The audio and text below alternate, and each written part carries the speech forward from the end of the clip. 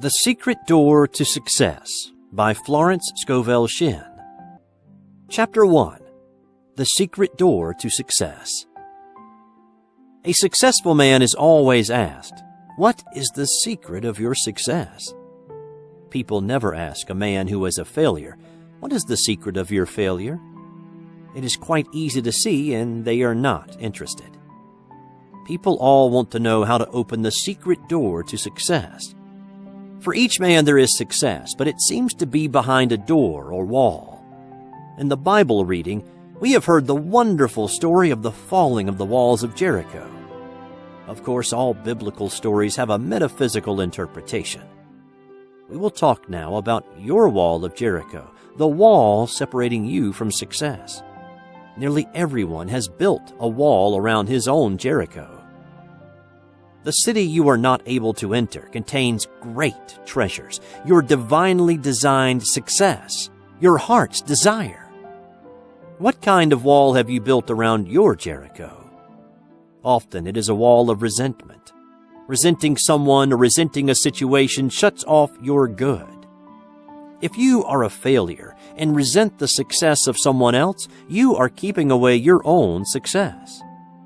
I have given the following statement to neutralize envy and resentment. What God has done for others, He now does for me and more. A woman was filled with envy because a friend had received a gift. She made this statement, and an exact duplicate of the gift was given her, plus another present. It was when the children of Israel shouted that the walls of Jericho fell down. When you make an affirmation of truth, your wall of Jericho totters. I gave the following statement to a woman: "The walls of lack and delay now crumble away, and I entered my promised land under grace." She had a vivid picture of stepping over a fallen wall and received the demonstration of her good almost immediately. It is the word of realization which brings about a change in your affairs, for words and thoughts are a form of radioactivity. Taking an interest in your work, enjoying what you are doing, opens the secret door of success. A number of years ago, I went to California to speak at the different centers, by way of the Panama Canal, and on the boat, I met a man named Jim Tully. For years, he had been a tramp. He called himself the king of the hobos. He was ambitious and picked up an education. He had a vivid imagination and commenced writing stories about his experiences. He dramatized tramp life. He enjoyed what he was doing, and he became a very successful author. I remember one book called Outside Looking In. It was made into a motion picture. He is now famous and prosperous and lives in Hollywood. What opened the secret door to success for Jim Tully? Dramatizing his life, being interested in what he was doing. He made the most of being a tramp. On the boat, we all sat at the captain's table, which gave us a chance to talk. Mrs. Grace Stone was also a passenger on the boat. She had written The Bitter Tea of General Yin and was going to Hollywood to have it made into a moving picture. She had lived in China and was inspired to write the book. That is the secret of success, to make what you are doing interesting to other people. Be interested yourself, and others will find you interesting. A good disposition, a smile, often opens the secret door. The Chinese say, "A man without a smiling face must not open a shop." The success of a smile was brought out in a French moving picture in which Chevalier took the lead. The picture was called With a Smile. One of the characters had become poor, dreary, and almost a derelict. He said to Chevalier, "What good has my honesty done me?" Chevalier replied, "Even honesty won't help you without a smile." So the man changes on the spot, cheers up, and becomes very successful. Living in the past, complaining of your misfortunes builds a thick wall around your Jericho. Talking too much about your affairs, scattering your forces, brings you up against a high wall. I knew a man of brains and ability who was a complete failure. He lived with his mother and aunts,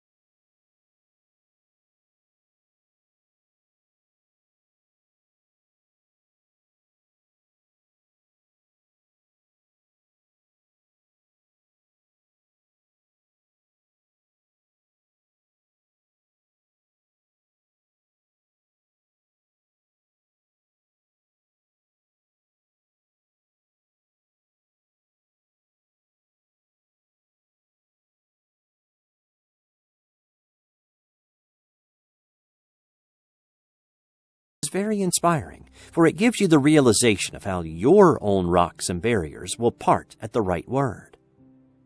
So let us take the statement, "The walls of lack and delay now crumble away, and I enter my promised land under grace." Chapter 2. Bricks without straw. "There shall no straw be given you, yet ye shall make bricks without straw." Exodus chapter 5, verse 18. We have a picture of everyday life when giving a metaphysical interpretation. The children of Israel were in bondage to Pharaoh, the cruel taskmaster, ruler of Egypt. They were kept in slavery, making bricks, and were hated and despised. Moses had orders from the Lord to deliver his people from bondage. Moses and Aaron went in and told Pharaoh, "Thus saith the Lord God of Israel, Let my people go, that they may hold a feast unto me in the wilderness." He not only refused to let them go, but told them he would make their tasks even more difficult. They must make bricks without straw being provided for them. And the taskmasters of the people went out, and their officers, and they spake to the people, saying, "Thus saith Pharaoh, I will not give you straw.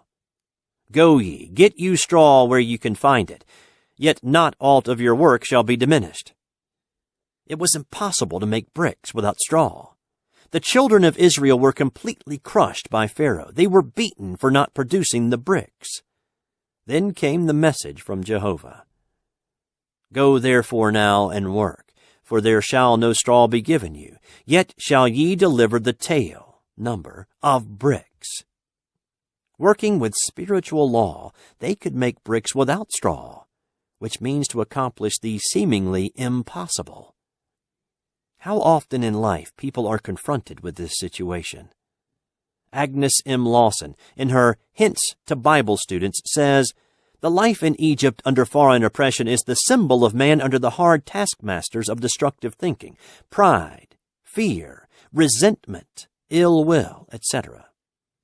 The deliverance under Moses is the freedom man gains from the taskmasters as he learns the law of life, for we can never come under grace except we first know the law. The law must be made known in order to be fulfilled. In the 111th Psalm, we read in the final verse, "The fear of the Lord, law, is the beginning of wisdom, a good understanding of all that they do his commandments. His praise endureth forever." Now, if we read the word Lord, law, it will give us the key to the statement.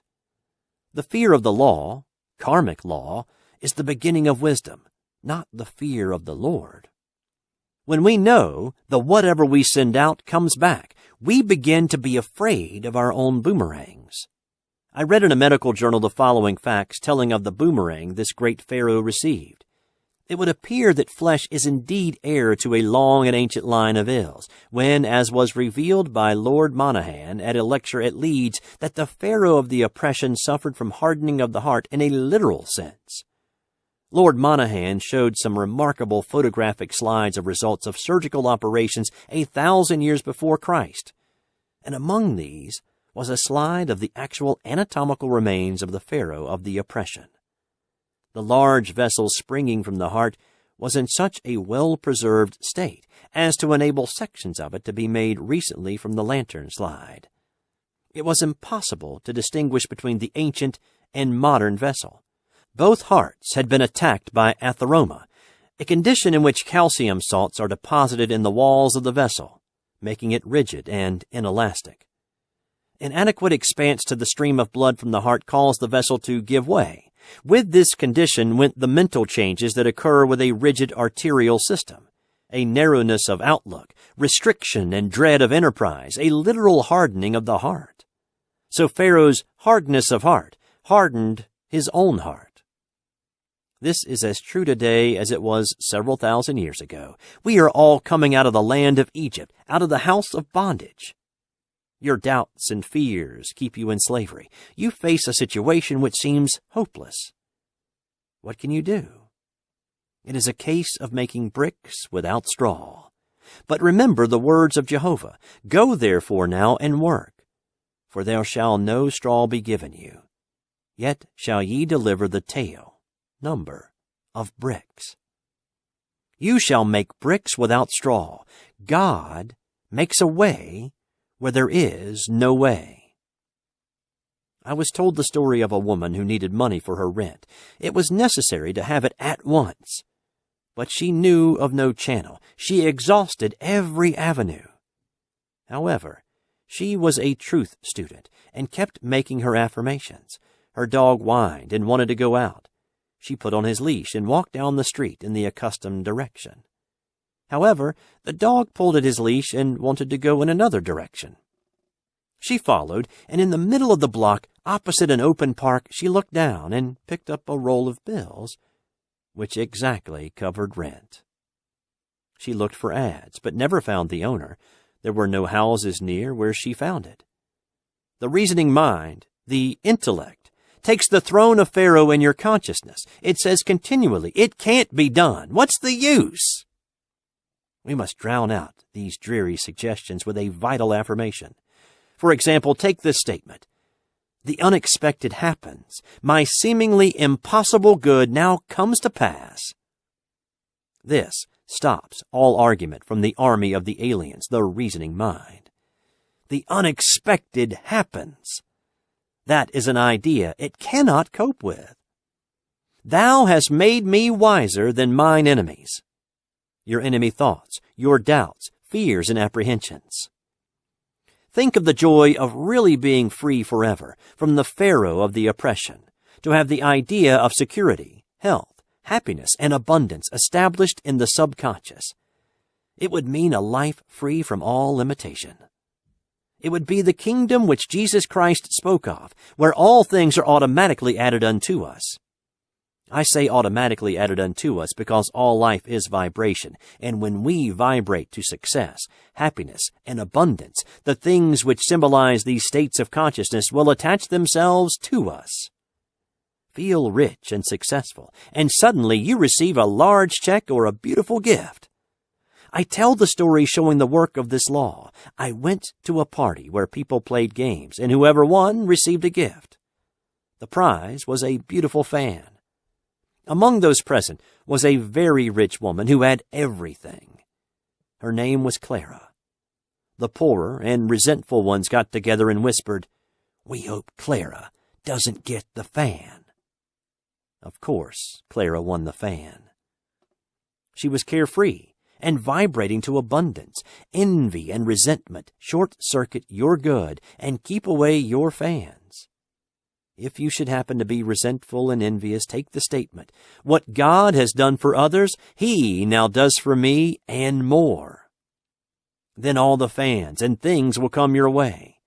No man gives to himself but himself, and no man takes away from himself but himself. The game of life is a game of solitaire. As you change, all conditions will change. Now to go back to Pharaoh the oppressor. No one loves an oppressor. I remember a friend I had many years ago. Her name was Letty. Her father had plenty of money and supplied her mother and herself with food and clothes, but no luxuries. We went to art school together, and all the students would buy reproductions of The Winged Victory, Whistler's Mother, or something to bring art into their homes. My friend's father called all these things plunder. He would say, "Don't bring home any plunder." So she lived a colorless life without a Winged Victory on her bureau or Whistler's Mother on the wall. He would say often to my friend and her mother, "When I die, you'll both be well off." One day someone said to Letty, "When are you going abroad?" All art students went abroad. She replied cheerfully, "Not till Papa dies." So people always look forward to being free from lack and oppression. Let us now free ourselves from the tyrants of negative thinking. We have been slaves to doubts, fears, and apprehension, and let us be delivered as Moses delivered the children of Israel and come out of the land of Egypt, out of the house of bondage. Find the thought which is your great oppressor. Find the kingpin. In the logging camps in the spring, the logs are sent down the rivers in great numbers. Sometimes the logs become crossed and cause a jam. The men look for the log causing the jam. They call it the kingpin, straighten it, and the logs rush down the river again. Maybe your kingpin is resentment. Resentment holds back your good. The more you resent, the more you will have to resent. You grow a resentment track in your brain, and your expression will be one of habitual resentment. You will be avoided and miss the golden opportunities which await you each day. I remember a few years ago, the streets were filled with men selling apples. They got up early to get the good corners. I passed one several times on Park Avenue. He had the most disagreeable expression I had ever seen. As people passed, he said, "Apples, apples." But no one stopped to buy. I invested in an apple and said, "You'll never sell apples unless you change your expression." He replied, "Well, that guy over there took my corner." I said, "Never mind about the corner. You can sell apples right here if you'll look pleasant." He said, "Okay, lady." And I went on. The next day I saw him. His whole expression had changed. He was doing a big business selling apples with a smile. So find your kingpin. You may have more than one. And your logs of success, happiness, and abundance will go rushing down your river. Go therefore now and work, for there shall no straw be given you. Yet ye shall make bricks without straw. Chapter 3. And 5 of them were wise. And 5 of them were wise, and 5 were foolish. They that were foolish took their lamps, and took no oil with them. Matthew chapter 25, verses 2 and 3. My subject is the parable of the wise and foolish virgins. And 5 of them were wise, and 5 were foolish. They that were foolish took their lamps, and took no oil with them, but the wise took oil in their vessels with their lamps. The parable teaches that true prayer means preparation. Jesus Christ said, "In all things whatsoever ye shall ask in prayer, believing, ye shall receive." Matthew chapter 21, verse 22. Therefore I say unto you, what things soever ye desire, when ye pray, believe that ye receive them, and ye shall have them. Mark chapter 11, verse 24. In this parable, he shows that only those who have prepared for their good, thereby showing active faith, will bring the manifestation to pass. We might paraphrase the scriptures and say, when ye pray, believe ye have it. When ye pray, act as if you already have received. Armchair faith or rocking chair faith will never move mountains. In the armchair, in the silence or meditation, you are filled with the wonder of this truth and feel that your faith will never waver. You know that the Lord is your shepherd. You shall never want. You feel that your God of plenty will wipe out all burdens of debt or limitations. Then you leave your armchair and step out into the arena of life. It is only what you do in the arena that counts. I will give you an illustration showing how the law works, for faith without action is dead. A man, one of my students, had a great desire to go abroad. He took the statement, "I give thanks for my divinely designed trip, divinely financed, under grace, in a perfect way." He had very little money, but knowing the law of preparation, he bought a trunk. It was a very gay and happy trunk with a big red band around its waist. Whenever he looked at it, it gave him a realization of a trip. One day, he seemed to feel his room moving. He felt the motion of a ship. He went to the window to breathe the fresh air, and it smelt like the aroma of the docks. With his inner ear, he heard the shriek of a seagull and the creaking of the gangplank. The trunk had commenced to work. It had put him in the vibration of his trip. Soon after that, a large sum of money came to him, and he took the trip. He said afterwards that it was perfect in every detail. In the arena of life, we must keep ourselves tuned up to concert pitch. Are we acting from motives of fear or faith? Watch your motives with all diligence, for out of them are the issues of life. If your problem is a financial one, and it usually is, you must know how to wind yourself up financially and keep wound up by always acting your faith. The material attitude towards money is to trust in your salary, your income, and investments, which can shrink overnight. The spiritual attitude toward money is to trust in God for your supply, to keep your possessions, always realize that they are God in manifestation. What Allah has given cannot be diminished. Then if one door shuts, another door immediately opens. Never voice lack or limitation, for by your words you are condemned. You combine with what you notice, and if you are always noticing failure and hard times, you will combine with failure and hard times. You must form the habit of living in the fourth dimension, the world of the wondrous. It is the world where you do not judge by appearances. You have trained your inner eye to see through failure into success, to see through sickness into health, to see through limitation into plenty. I will give you the land which you thou seeth. The man who achieves success has the fixed idea of success. If it is founded on a rock of truth and rightness, it will stand. If not, it is built upon sand and washed into the sea, returning to its native nothingness. Only divine ideas can endure. Evil destroys itself, for it is a cross-current against universal order, and the way of the transgressor is hard. They that were foolish took their lamps and took no oil with them, but the wise took oil in their vessels with their lamps.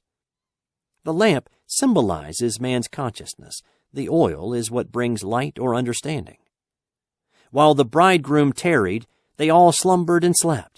And at midnight there was a cry made, Behold, the bridegroom cometh. Go ye out to meet him.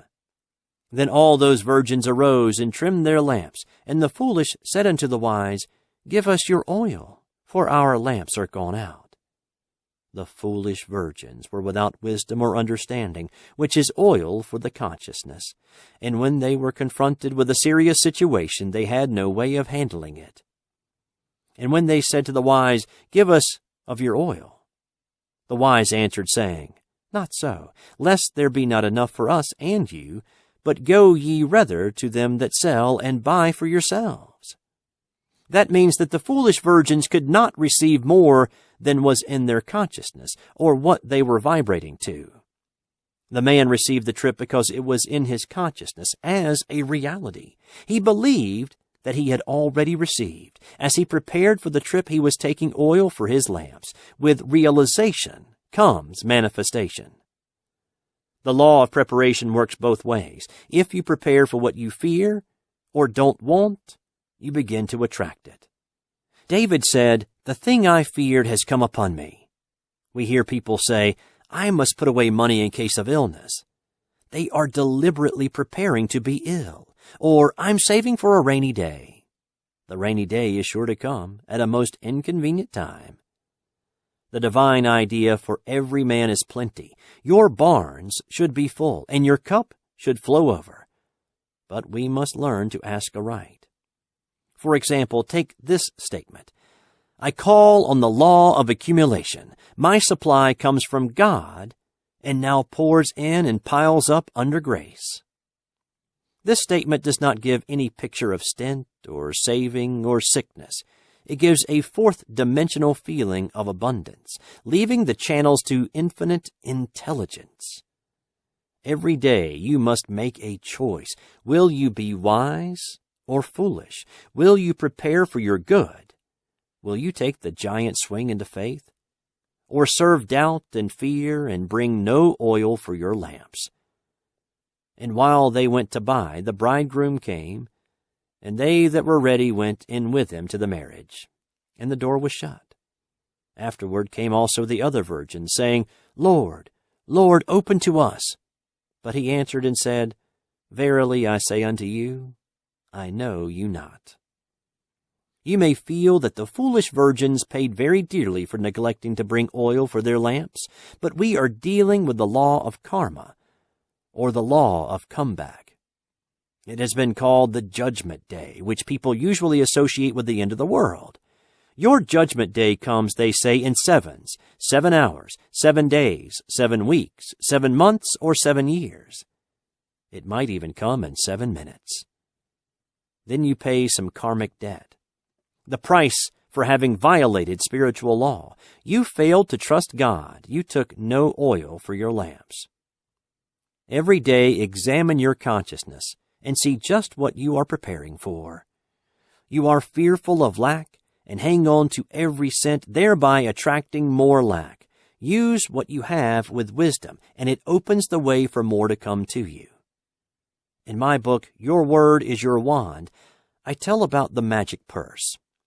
In the Arabian Nights, they tell the story of a man who had a magic purse. As the money went out, immediately money appeared in it again.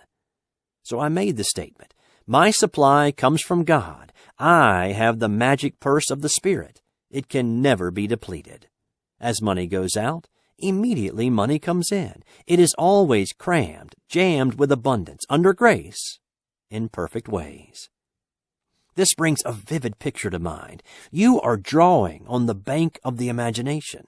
A woman who did not have much money was afraid to pay any bills and see her bank account dwindle. It came to her with great conviction.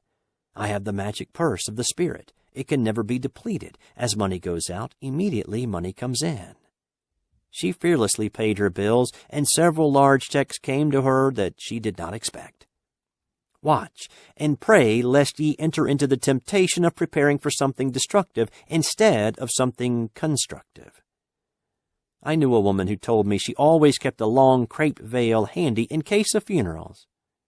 I said to her, you are a menace to your relatives and are preparing to hurry them all off so that you can wear the veil. She destroyed it. Another woman who had no money decided to send her 2 daughters to college. Her husband scorned the idea and said, who will pay their tuition? I have no money for it. She replied, I know some unforeseen good will come to us. She kept on preparing her daughters for college. Her husband laughed heartily and told all their friends that his wife was sending the girls to college on some unforeseen good. A rich relative suddenly sent her a large sum of money. Some unforeseen good did arrive, for she had shown active faith. I asked what she had said to her husband when the check arrived. She replied, oh, I never antagonize George by telling him I am in the right. So prepare for your unforeseen good. Let every thought and every act express your unwavering faith. Every event in your life is a crystallized idea, something you have invited through either fear or faith, something you have prepared for. So let us be wise and bring oil for our lamps, and when we least expect it, we shall reap the fruits of our faith. My lamps are now filled with the oil of faith and fulfillment. Chapter 4. What do you expect? According to your faith, be it unto you. Matthew chapter 9, verse 29. Faith is expectancy. According to your faith, be it unto you. We might say, according to your expectancies, be it done unto you. So what are you expecting? We hear people say, we expect the worst to happen, or the worst is yet to come. They are deliberately inviting the worst to come. We hear others say, I expect a change for the better. They are inviting better conditions into their lives. Change your expectancies, and you change your conditions. How can you change your expectancies when you have formed the habit of expecting loss, lack, or failure? Begin to act as if you expected success, happiness, and abundance. Prepare for your good. Do something to show you expect it to come. Active faith alone will impress the subconscious. If you have spoken the word for a home, prepare for it immediately, as if you hadn't a moment to lose. Collect little ornaments, tablecloths, etc. I knew a woman who made the giant swing into faith by buying a large armchair. A chair meant business. She bought a large and comfortable chair, for she was preparing for the right man. He came. Someone will say, suppose you haven't money to buy ornaments or a chair. Then look in shop windows and link with them in thought. Get in their vibration. I sometimes hear people say, I don't go into the shops because I can't afford to buy anything. That is just the reason why you should go into the shops. Begin to make friends with the things you desire or require. I know a woman who wanted a ring. She went boldly to the ring department and tried on rings. It gave her such a realization of ownership that not long after, a friend made her a gift of a ring. You combine with what you notice. Keep on noticing beautiful things, and you make an invisible contact. Sooner or later, these things are drawn into your life, unless you say, "Poor me, too good to be true." My soul, wait thou only upon God, for my expectation is from Him. This is a most important statement from the 62nd Psalm. The soul is the subconscious mind, and the psalmist was telling his subconscious to expect everything directly from the universal, not to depend upon doors and channels. My expectations are from Him. God cannot fail, for His ways are ingenious, His methods are sure. You can expect any seemingly impossible good from God if you do not limit the channels. Do not say how you want it done or how it can't be done. God is the giver and the gift and creates His own amazing channels. Take the following statement. I cannot be separated from God the giver. Therefore, I cannot be separated from God the gift. The gift is God in action. Get the realization that every blessing is good in action, and see God in every face and good in every situation. This makes you master of all conditions. A woman came to me saying that there was no heat in the radiators in their apartment, and that her mother was suffering from the cold. She added, "The landlord has declared that we can't have heat until a certain date." I replied, "God is your landlord." She said, "That's all I want to know," and rushed out. That evening the heat was turned on without asking. It was because she realized that the landlord was God in manifestation. This is a wonderful age, for people are becoming miracle-minded. It is in the air. Quoting from an article which I found in the New York Journal and American by John Anderson, it corroborates what I have just said. The title of the article is, "Theatergoers Make Hits of Metaphysical Plays." "If," said the cynical manager, "who shall be called Brock Pemberton," with a slight accent of sarcasm in his voice, the other night on an intermission curbside talk, "you fellows," meaning the critics, "know so much about what the New York public wants, why don't you tell me what to produce? Why don't you tell me what sort of play the playgoers want to see?" "I would," I said, "but you wouldn't believe it." "You're hedging," he said. "You don't know, and you're trying to cover up by pretending to know more than you're willing to say. You haven't any more idea than I have this minute what sort of plays generally succeed." "I have," I said. "There is one surefire success, one theme that works and has always worked, whether it is competing with Boy Meets Girl, mysteries, historical tragedies, etc. No play on the theme has ever completely failed if it had nay merit at all, and a lot of poor ones have been big hits." "You're stalling again," said Mr. Pemberton. "What sort of plays are they?"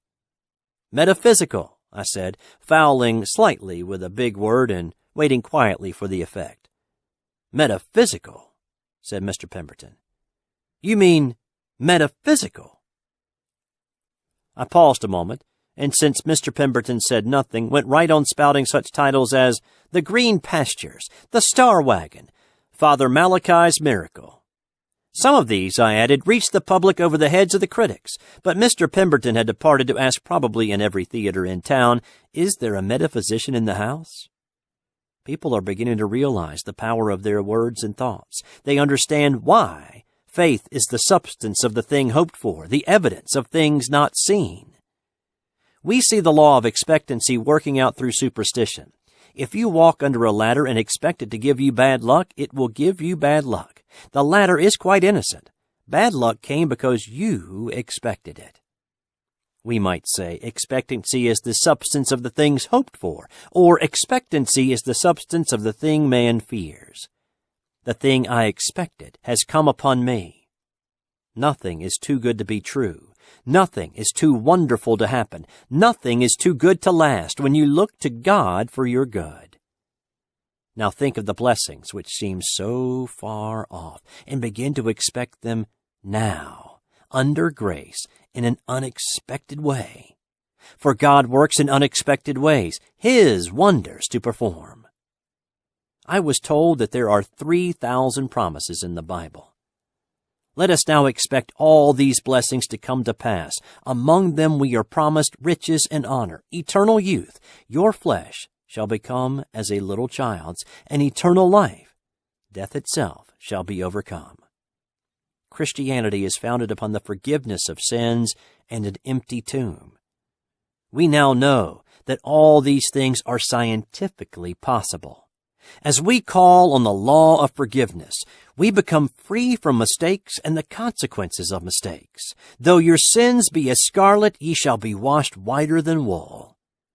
Then our bodies will be bathed in light and express the body electric, which is incorruptible and indestructible, pure substance, expressing perfection.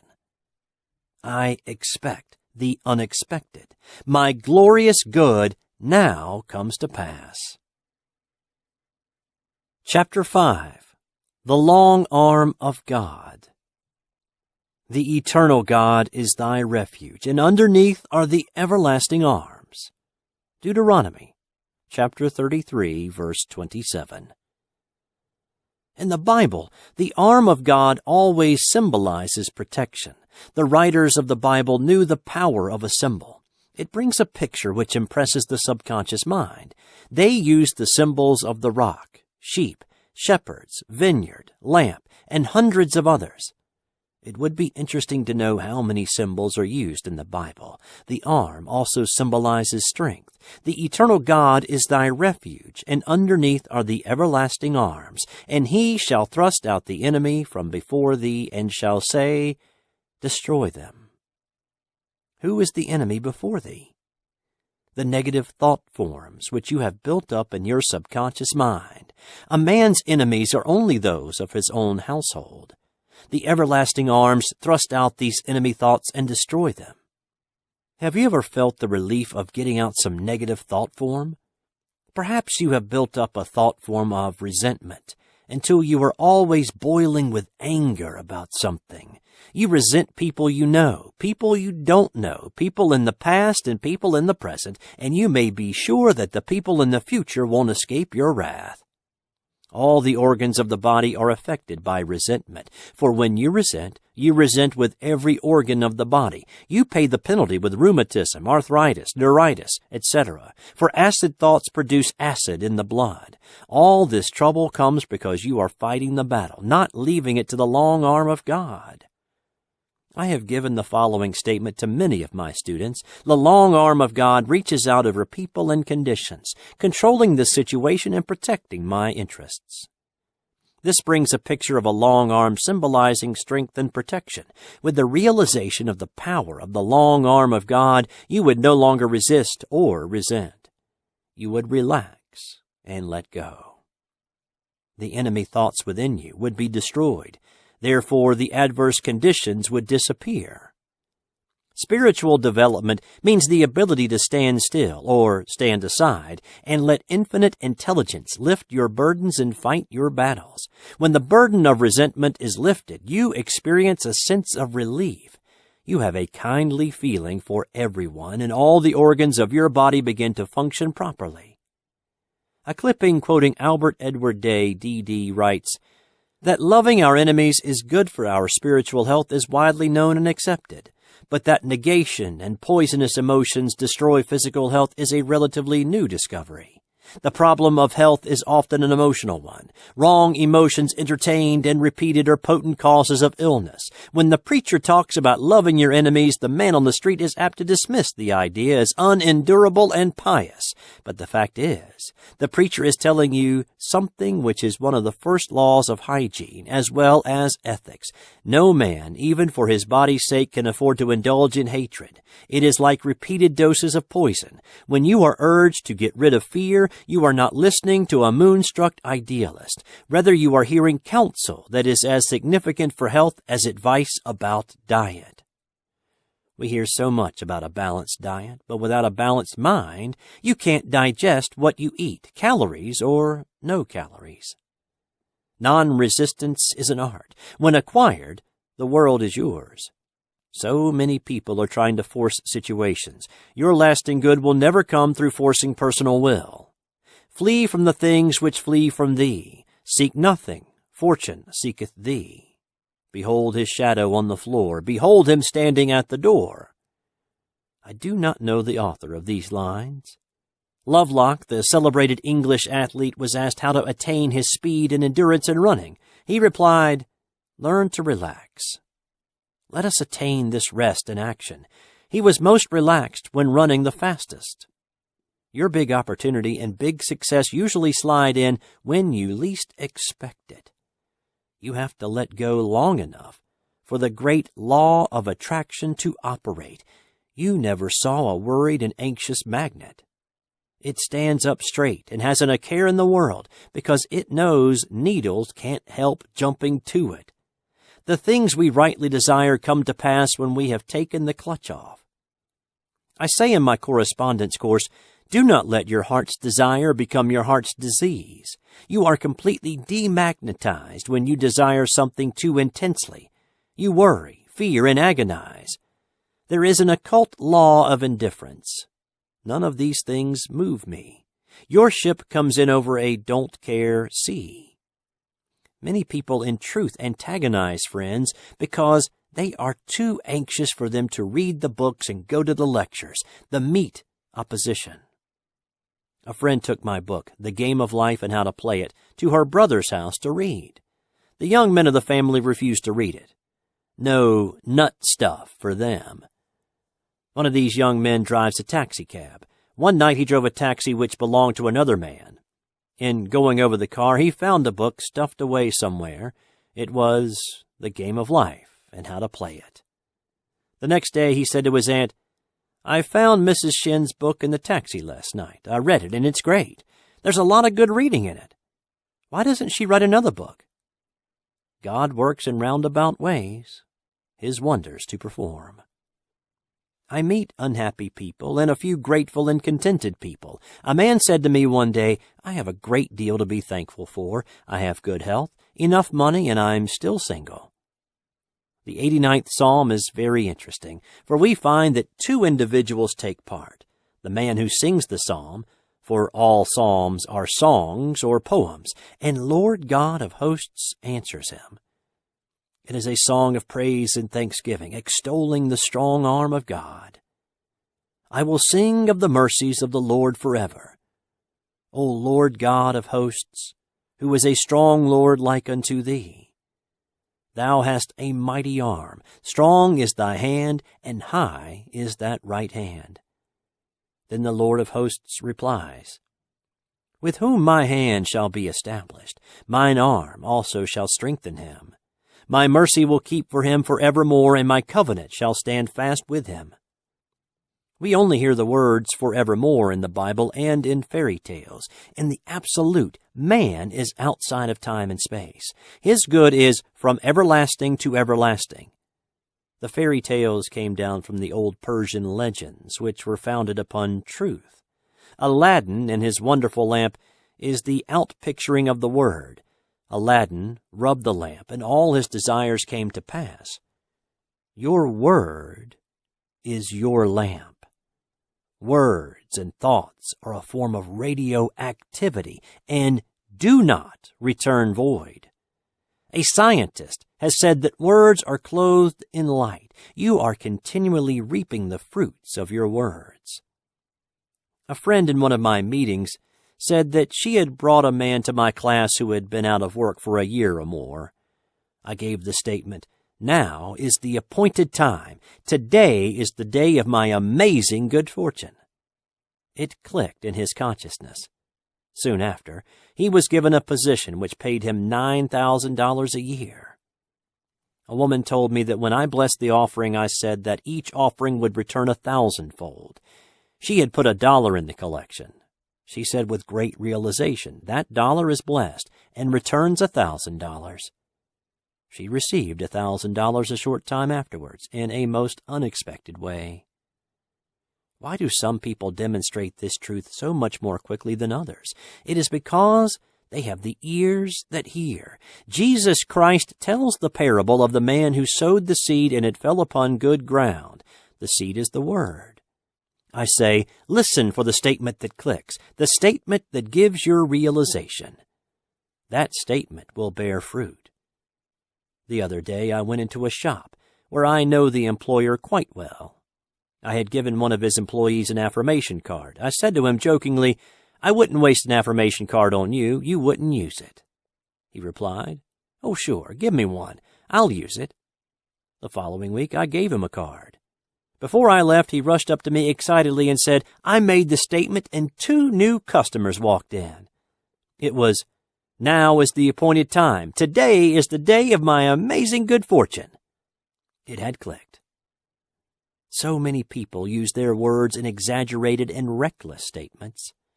I find a great deal of material for my talks in the beauty parlor. A young girl wanted a magazine to read. She called to the operator, "Give me something terribly new and frightfully exciting." All she wanted was the latest moving picture magazine. You hear people say, "I wish something terribly exciting would happen." They are inviting some unhappy but exciting experience into their lives. Then they wonder why it happened to them. There should be a chair of metaphysics in all colleges. Metaphysics is the wisdom of the ages. It is the ancient wisdom taught all through the centuries in India, in Egypt, and Greece.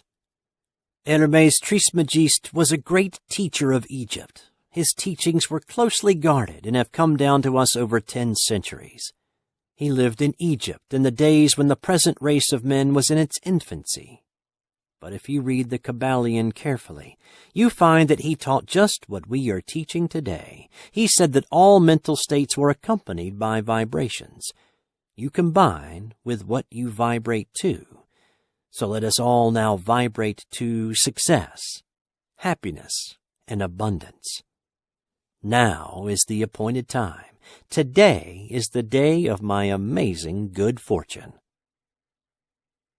Chapter 6. The Fork in the Road. Choose you this day whom ye shall serve. Joshua, chapter 24, verse 15. Every day there is a necessity of choice, a fork in the road. Shall I do this, or shall I do that? Shall I go, or shall I stay? Many people do not know what to do. They rush about letting other people make decisions for them, then regret having taken their advice. There are others who carefully reason things out. They weigh and measure the situation like dealing in groceries and are surprised when they fail to obtain their goal. There are still other people who follow the magic path of intuition and find themselves in their promised land in the twinkling of an eye. Intuition is a spiritual faculty high above the reasoning mind, but on the path is all that you desire or require. In my book, The Game of Life and How to Play It, I give many examples of success attained through using this marvelous faculty. I say also that prayer is telephoning to God, and intuition is God telephoning to you. So choose ye this day to follow the magic path of intuition. In my question and answer classes, I tell you to cultivate intuition. In most people, it is a faculty which has remained dormant. So we say, awake, though that sleepeth. Wake up to your leads and hunches. Wake up to the divinity within. Claude Bragdon said, to live intuitively is to live fourth-dimensionally. Now it is necessary for you to make a decision. You face a fork in the road. Ask for a definite, unmistakable lead, and you will receive it. We find many events to interpret metaphysically in the book of Joshua. After the death of Moses, the divine command came to Joshua. Now therefore arise, go over the Jordan, thou and all thy people, unto the land which I do give to them. Every place the sole of your feet shall tread upon, to you have I given it. The feet are the symbol of understanding, so it means metaphysically all that we understand stands under us in consciousness, and what is rooted there can never be taken from us. For the Bible goes on to say, "There shall not any man be able to stand before thee all the days of thy life. I will not fail thee, nor forsake thee. Only be thou strong and very courageous, that thou mayest observe to do according to all the law, which Moses my servant commanded thee.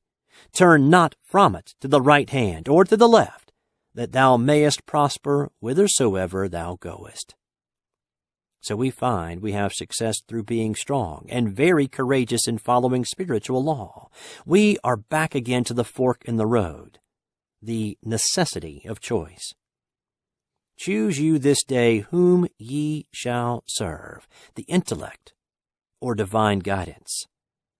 A well-known man who has become a great power in the financial world said to a friend, "I always follow intuition, and I am luck incarnate." Inspiration, which is divine guidance, is the most important thing in life. People come to truth meetings for inspiration. I find the right word will start divine activity operating in their affairs. A woman came to me with a complication of affairs. I said to her, "Let God juggle the situation." It clicked. She took the affirmation, "I now let God juggle this situation." Almost immediately, she rented a house, which had been vacant for a long time. Let God juggle every situation, for when you try to juggle the situation, you drop all the balls. In my question and answer classes, I would be asked, "How do you let God juggle a situation, and what do you mean when you say I should not juggle it?" You juggle with the intellect. The intellect would say, "Times are hard, no activity in real estate, don't expect anything until the fall of 1958. With spiritual law, there is only the now. Before you call, you are answered. For time and space are but a dream, and your blessing is there waiting for you to release it by faith and the Word. Choose you this day whom ye shall serve, fear or faith." In every act prompted by fear lies the germ of its own defeat. It takes much strength and courage to trust God. We often trust Him in little things, but when it comes to a big situation, we feel we had better attend to it ourselves. Then comes defeat and failure. The following extract from a letter which I received from a woman in the West shows how conditions can change in the twinkling of an eye. "I've had the pleasure of reading your wonderful book, The Game of Life and How to Play It. I have 4 boys, 10, 13, 15, and 17, and thought how wonderful for them to grasp it in their early life and be able to get things which are theirs by divine right.